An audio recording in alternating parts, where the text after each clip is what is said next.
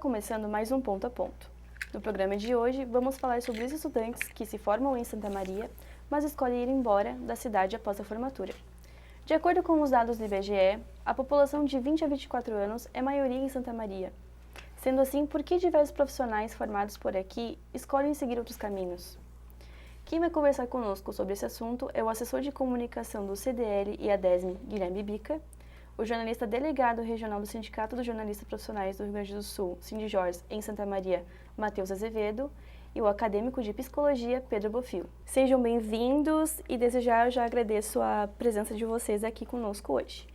Então eu gostaria de perguntar para vocês qual o motivo que vocês acreditam ser o principal para esses estudantes que se formam em Santa Maria escolherem seguir suas profissões em outras cidades, até mesmo outros estados.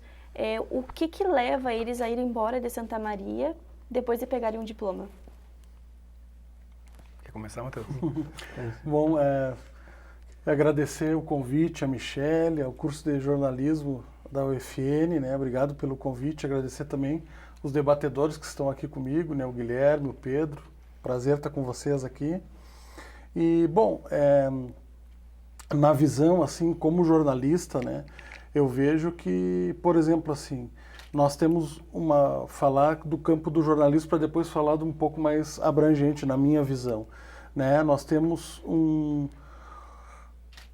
uma profissão onde muitas vezes o jornalista ele é precarizado, ele recebe muito menos do que ele deveria fazer pela sua função, que tem uma importância social imensa, né? O sindicato, por exemplo, luta ano a ano para tentar dar um piso mais digno para a sua categoria, né? O que é muito difícil perante o entendimento da patronal, né?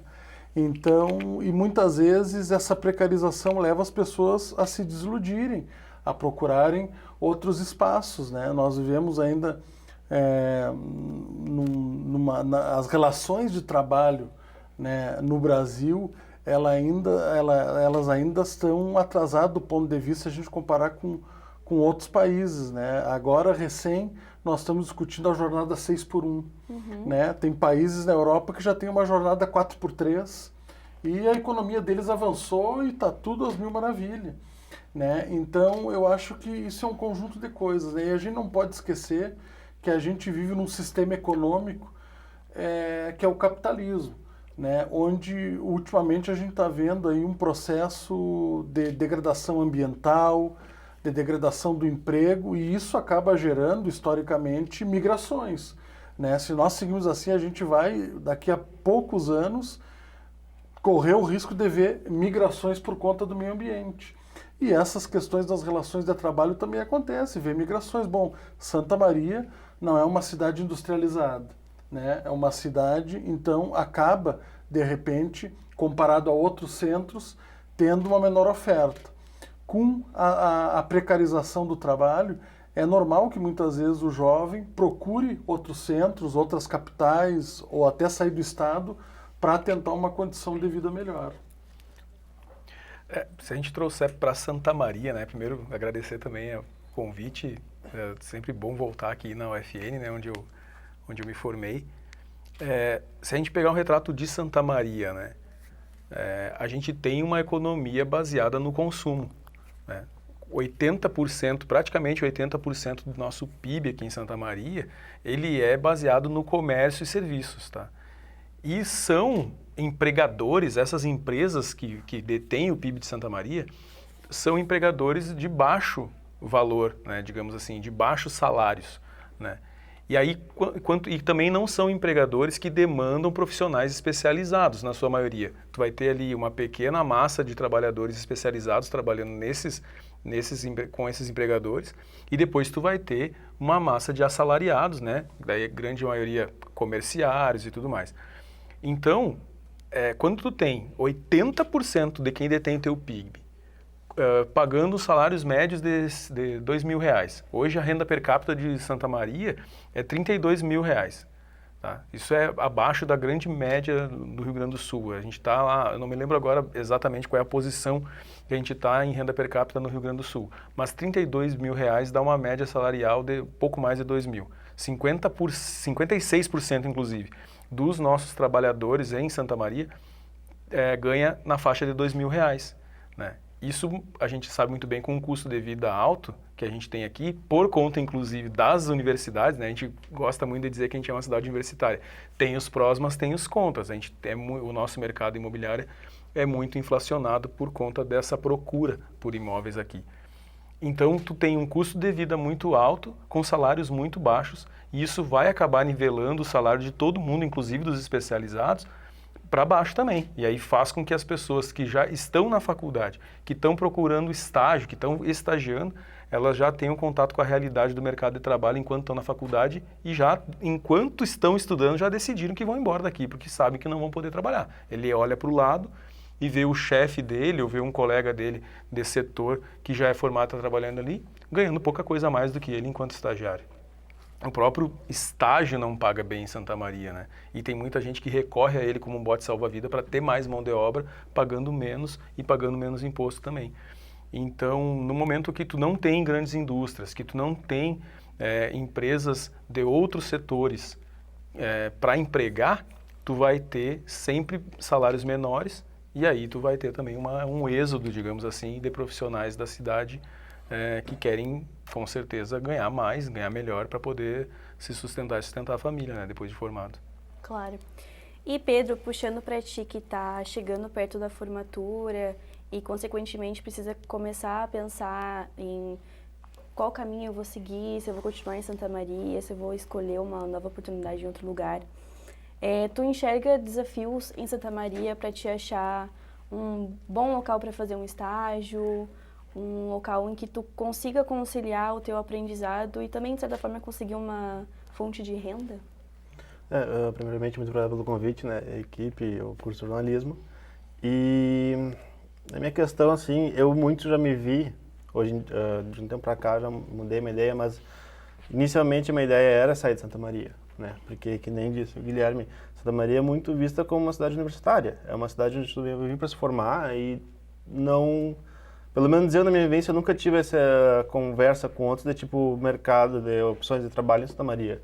Tu vai lá e faz a faculdade e todo mundo que conhece que estuda ou já estudou aqui quer ir embora ou foi embora. Sim. Né? E eu pensava a mesma coisa, eu fui para Santa Maria e quando der para mim, eu vou embora. Hoje em dia eu sei que se eu sair de Santa Maria por questão de trabalho, eu vou ter que começar do zero. Porque eu já tenho meus ex-colegas, amigos e amigas, que eu tenho uma rede de contato, né, na minha área para ser recomendado para fazer atendimento clínico ou qualquer outra situação, atendimento em escolas, em colégios. Mas eu não penso hoje em sair de Santa Maria, pelo menos por enquanto. Né. Tenho vontade futuramente, mas acho que seria prejudicial para mim. Né, justamente por causa da questão do trabalho, seria começar do zero. Não vejo muito sentido nisso, pelo menos. Mas eu entendo quem queira sair. Quem queira, tipo, só vir para estudar e ir embora.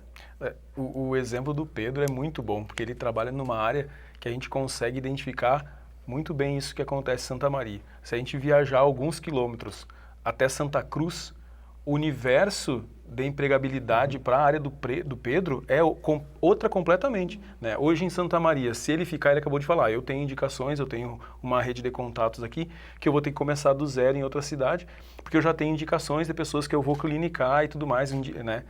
Só que se ele morasse numa cidade como Santa Cruz, como Lajeado, que tem indústrias, que tem grandes empresas, o foco dele poderia ser trabalhar no RH de uma grande empresa, entendeu? Aqui em Santa Maria tu te limita a clinicar, e aí tu tem que ter um investimento inicial, inclusive para abrir um consultório, tu vai ficar lá pagando o aluguel do teu consultório por um período sem saber se tu vai conseguir repor esse dinheiro com teus atendimentos e tudo mais. Ou então tu tem sempre a opção, né, principalmente o pessoal da psicologia tem a opção de virar coach, né? Mas aí também é uma coisa que leva um certo tempo até tu conseguir engrenar. Então, o exemplo do Pedro é perfeito, porque se tu não for, tu vai ser o advogado, claro, medicina é outro papo, medicina a gente está em outro universo. Sim. Mas tu pode ser um profissional liberal, tu pode se dar bem em Santa Maria. Mas, dependendo do setor em que tu trabalha, que tu poderia galgar alguma coisa melhor em grandes empresas de setores mais desenvolvidos, como a indústria, até o próprio agro mesmo, na parte da inovação e tecnologia, Daí aqui o campo é bem mais restrito e tu acaba te limitando a outros empregos que pagam bem menos, né? Vocês tocaram em um ponto bem interessante que é sobre a industrialização de Santa Maria, que até durante as eleições municipais desse ano foi pauta de vários candidatos. Transformar Santa Maria em uma cidade industrial, gerar empregos. Mas vocês acreditam que esse é o caminho para Santa Maria não ter mais essa evasão dos estudantes de industrializar e gerar empregos nesse setor? É difícil a gente falar que a questão é a industrialização por si só. Eu enxergo a industrialização da região como uma consequência e não como a salvação para esses problemas. E eu também não consigo sempre relacionar a questão do desenvolvimento só com Santa Maria. O desenvolvimento tem que ser regional, a gente tem que se enxergar aqui como uma região, a região central. Enquanto a gente estiver pensando Santa Maria, a Quarta Colônia, pensar a Quarta Colônia, e os outros municípios da região continuarem cada um pensando em si, a gente não vai chegar nessa industrialização. Mas ela, ao meu ver, ela é uma consequência, né? Santa Maria ela tem vocação para ser um hub logístico. A gente está no centro do estado, e daqui a gente é equidistante para a fronteira, para a serra, para o litoral, para a região metropolitana, para o Porto de Rio Grande. Então a gente tem tudo para transformar Santa Maria num hub logístico e aí, por conta disso, atrair as indústrias. Do jeito que Santa Maria está, sem um aeroporto de carga, sem investir em ferrovia, sem uma malha rodoviária adequada para atender, né? Porque hoje a gente tem aí um tráfego de caminhões muito intenso passando pela região, mas sem estradas adequadas para atender esse tráfego. Então, enquanto a gente tiver desse jeito, não vai ter proposta que se faça, nenhum candidato vai conseguir convencer as grandes indústrias a virem para cá. Eu já vi indústrias saírem, o que é um movimento muito mais difícil, né? Deixarem uma cidade por motivos muito menores do que os problemas que a gente tem aqui em Santa Maria, né? Então, a gente achar que vai conseguir atrair alguém para cá só porque a gente vai bater na porta deles e mostrar como Santa Maria é legal e convidá-los para vir, isso é uma utopia, isso não vai acontecer. A gente precisa de investimento maciço em logística, em infraestrutura urbana e viária aqui na cidade e, inclusive, um aeroporto que possibilite a gente ter um aeroporto de carga, que daí sim a gente vai atrair centros de distribuição de grandes empresas para cá e esse movimento vai acabar sendo natural. Sem isso eu não enxergo e por isso que eu digo que a industrialização é uma consequência, né? Com esse hub logístico firmado, as indústrias vão acabar vindo ao natural. Eu também não considero a questão da industrialização como um salvador, até porque se a gente for para pensar hoje em dia, né, com a reforma trabalhista, e eu estou vindo fazer aqui uma fala mais, né, em defesa dos trabalhadores e das trabalhadoras. Se a gente for pensar em termos de salarial, né,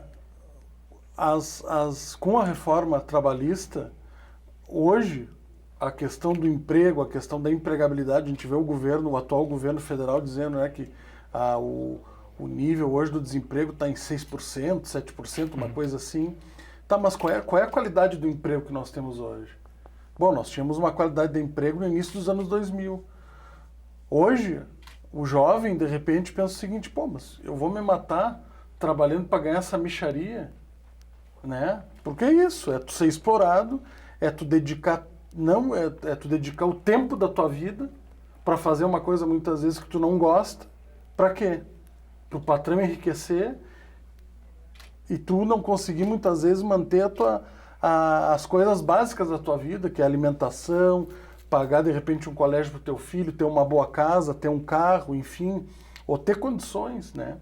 Então, tipo, eu defendo que eu acho que pode parecer uma coisa muito utópica nesse momento, né?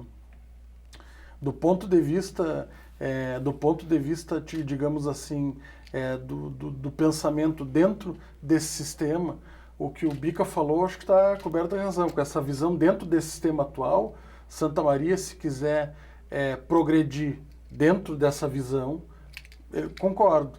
Mas essa progressão, progredir para quem? Né? Então eu penso assim, eu acho que a gente tem que repensar o nosso modelo econômico. né? Eu defendo isso, que a gente tem que repensar o modelo de empregabilidade, né? Pelo menos eu defendo e acredito que o fim da hierarquia, né? Bom, nós vivemos ainda num modelo onde, né, milhões e bilhões estão sujeitos a uma minoria e muitos ainda estão no contingente de desempregados, né?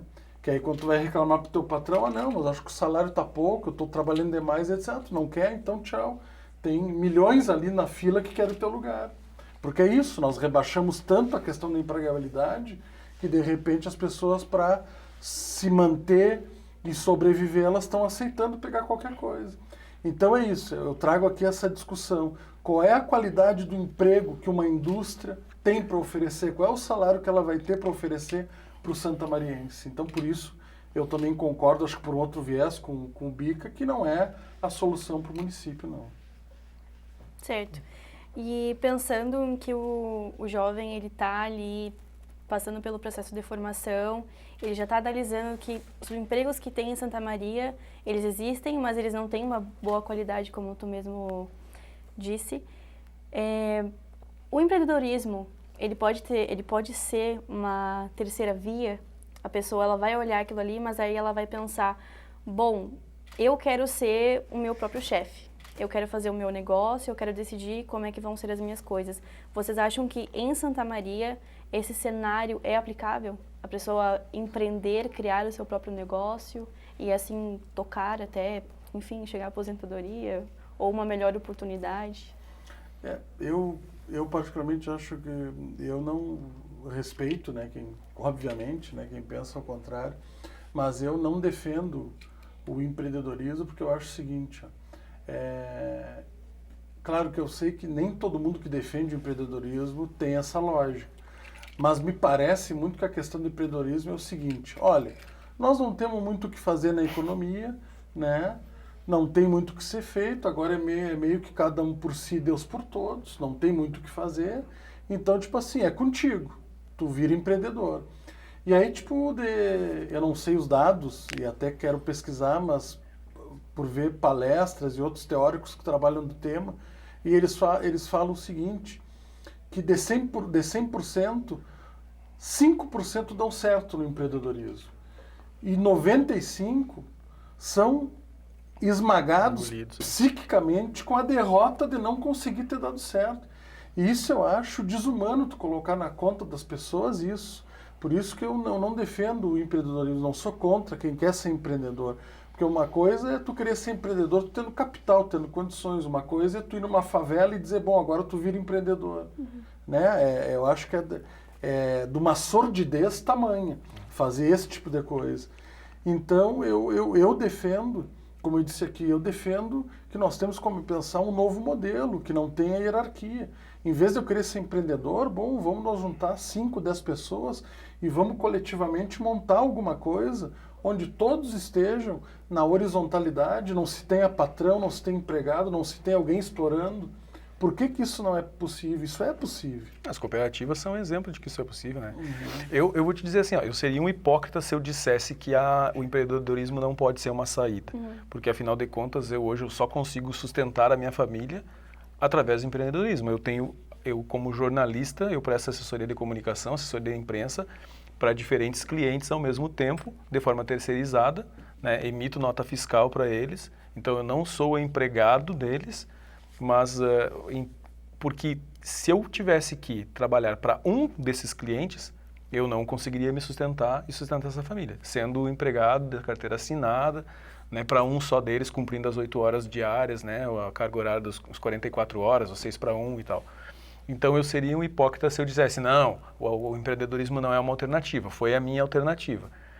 Mas aí teria que ter uma confluência, e é claro que a gente já está melhorando nesse sentido, mas a academia tem que preparar essas pessoas para saírem dela aptos a empreender, né? Porque senão acontece isso que o Matheus falou, eles são esmagados. Eu não fui esmagado, mas eu tive sorte também, não não sou nenhum gênio da lâmpada, eu também tive muita sorte. Logo que eu comecei a tentar empreender, eu consegui clientes que acreditaram em mim, que disseram, não, vem cá, vem ser meu assessor de comunicação, de imprensa, e estou aí há 10, 12 anos com os mesmos clientes, prestando serviço para eles e tal. Não é todo mundo que vai ter essa sorte.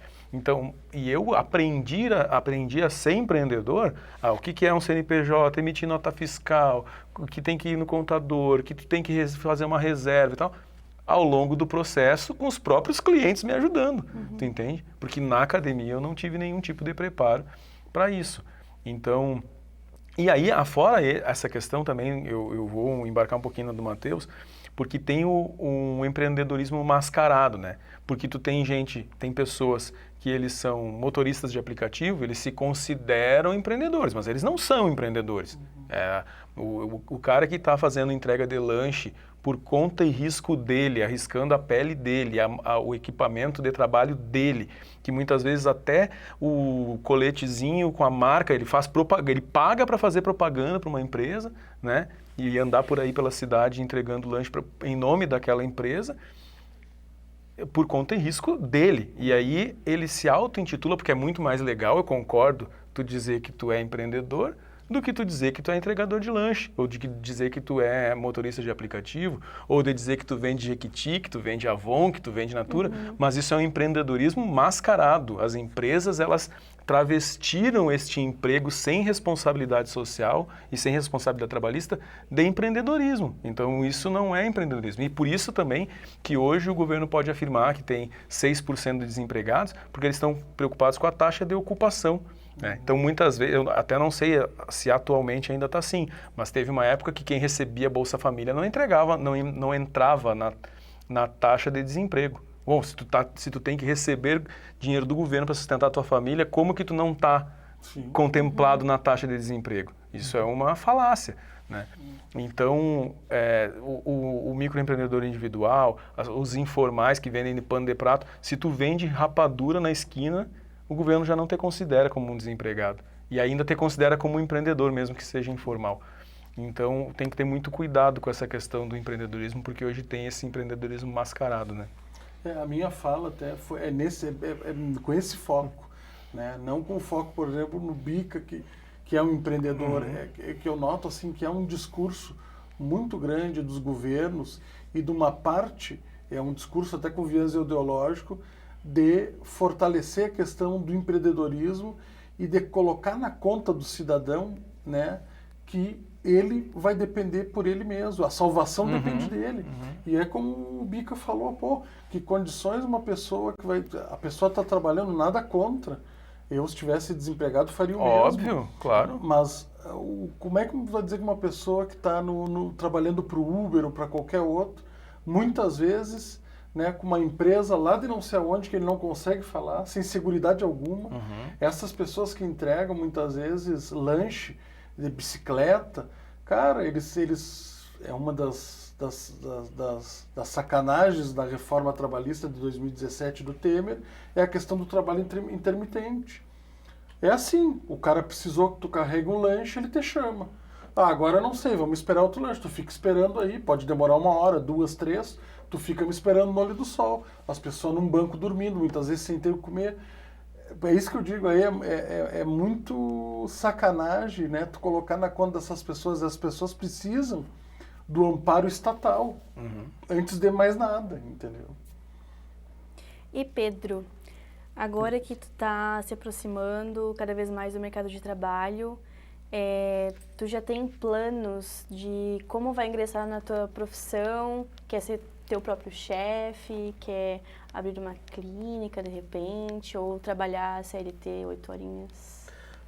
Então, né, eu fiquei pensando agora, né, que até me folhou agora quando os dois aqui falaram sobre a questão, acho que foi o Guilherme que falou na questão a falta da academia para preparação, né, para entrada no mercado de trabalho. Eu não estou dando aqui uma crítica à psicologia, às cadeiras da psicologia da FN, né, pelo amor de Deus, ainda mais agora que estou para me formar. Não vou negar o diploma para a gente fazer disso, por favor. Não trava a vida do rapaz. Eu tive algumas cadeiras, né, que trataram na questão do mercado de trabalho. A gente teve toda uma aula sobre atrair público, atrair pacientes, legal. né? Mas foi assim, um semestre, uma cadeira. Eu acho que eu acho que seria interessante ter mais, né? Acho que também já vi vários outros colegas me reclamando sobre isso. E eu tenho meus planos, só que eu não sinto esse preparo, sabe? Eu não, o que eu vejo, o que eu ter aprendido para me preparar para isso é através de quem já se formou, que eu converso hoje em dia, que às vezes me dá dicas de como fazer, né? Dividir uma clínica com alguém, pegar a sala alugada um tempo, coisa do tipo. Existem outras possibilidades, como residência, a psicologia ela tem enormes possibilidades de atuação, seja escolar, seja jurídica, seja em empresas, na organizacional. Mas acho que a clínica, para mim, é o que mais funcionaria, né? Considerando que eu tenho interesse em continuar na vida acadêmica, fazer mestrado e tudo mais, para mim, o manejo de horários para mim, é melhor. Então, uma última pergunta para a gente já ir encerrando o nosso debate de hoje, que foi muito produtivo. Vocês que já estão trabalhando nas profissões que vocês estudaram para exercer hoje em dia, e considerando já as experiências que vocês já têm como trabalhadores CLT, empreendedores, enfim, fariam de novo a mesma graduação? Considerando que vocês já sabem como funciona o mercado de trabalho? Que pergunta difícil, né? Eu não sei se eu faria. Apesar de eu amar o que eu faço, eu não sinto pela manhã que eu levanto, nossa, tem que trabalhar, sabe? Às vezes eu não sinto nem que eu estou trabalhando. Mas eu não, por essa questão da empregabilidade, pela questão do valor mesmo, né? De como o jornalista é desvalorizado, né? O jornalista, eu gosto de comparar o jornalista com o jogador de futebol, né? Às vezes tu olha para o William Bonner e aí tu pensa, nossa, que legal ser jornalista. Só que daí tu esquece que tu tem uma massa de jornalistas que ganham o piso, né? Então, eu acho que eu não faria a mesma graduação de novo. Se eu tivesse a maturidade que eu tenho hoje, eu não faria a minha graduação de novo, eu iria para outra área.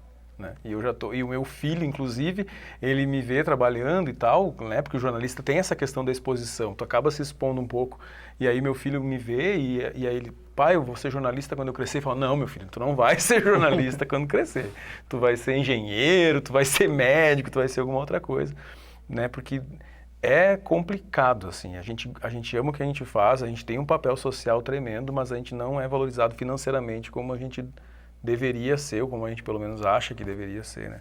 Então eu penso que eu sabendo o que eu sei hoje, eu não faria de novo. Mas como esse cenário não existe, mesmo que eu voltasse no tempo, provavelmente eu não saberia, eu acho que eu faria. Eu acho que o Bica tá com a razão, né? Mas eu prefiro seguir com a Insano.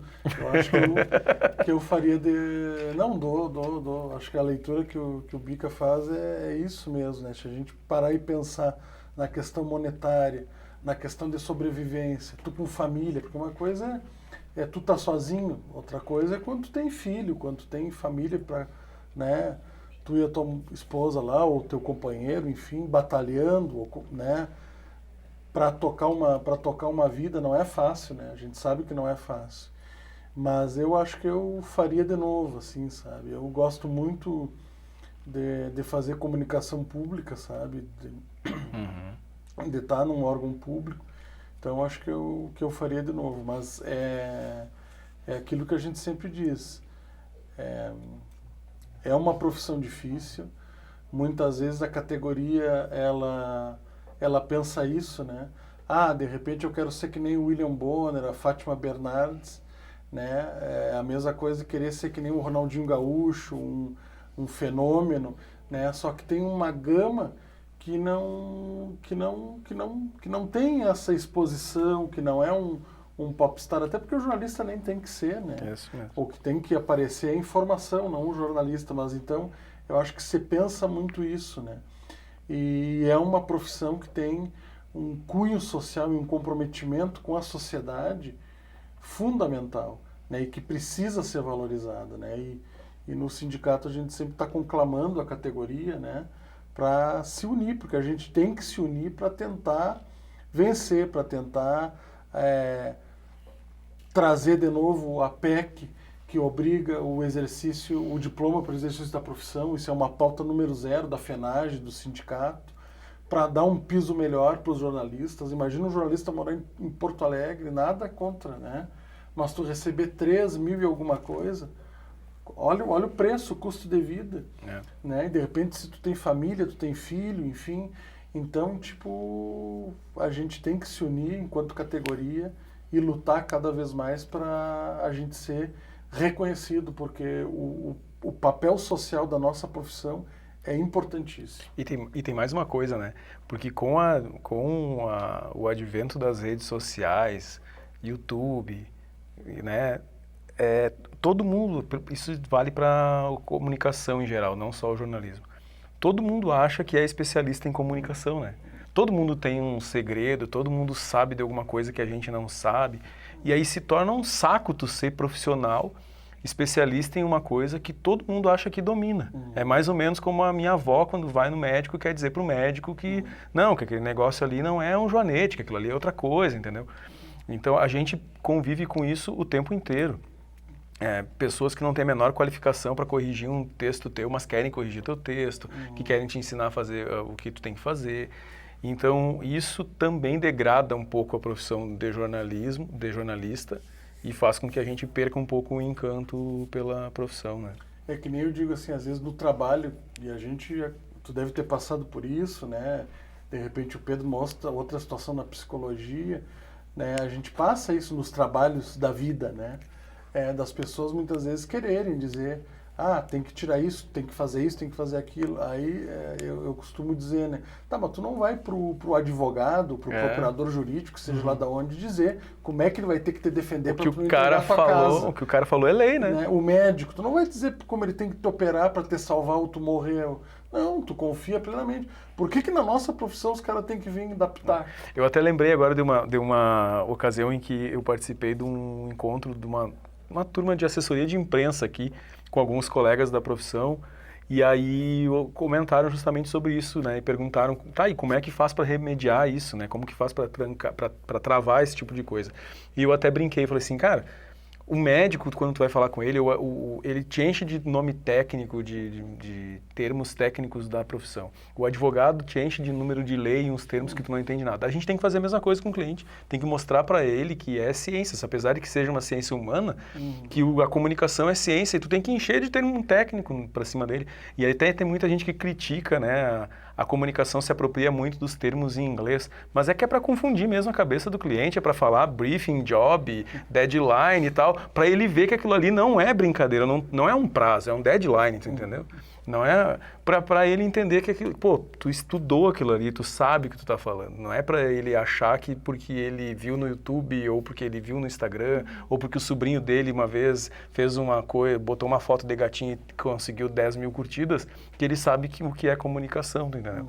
Então, é mais ou menos por aí. Então, eu agradeço mais uma vez a presença de vocês aqui. O nosso debate foi muito produtivo, foi muito bom ver diversas visões sobre um mesmo assunto e ver como as experiências trazem cada vez mais história para a gente ouvir e criar a nossa.